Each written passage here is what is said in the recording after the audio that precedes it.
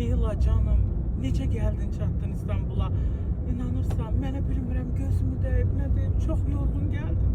Amma sənin ab-havan bir başqadır. Ben çok güzel geldim ancak bayram. Ben bile şey görmemişim. Sevgilin saniye be saniye, dəqiqə be dəqiqə.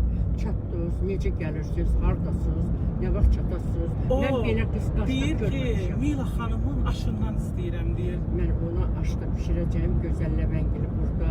Mən sənin xüsusi aşbazınla bir Sən mənim hər şeyimsən. Çox sağ ol. Səndən yoxdur. Canımsan. Dedim, onu dedim, Meyla xanım dedim, İstanbul'da sənə bir dedim aş pişirəcək.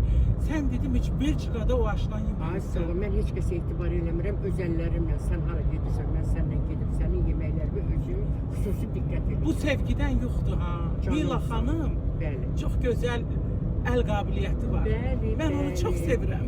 İnanırsınız millət, mən bu yaşıma mən belə sevgi, məhəbbət görməmişəm. Gözləyəcək. Gözləyəcək, pis gözlər çıxsın ya Rəbbim Allah.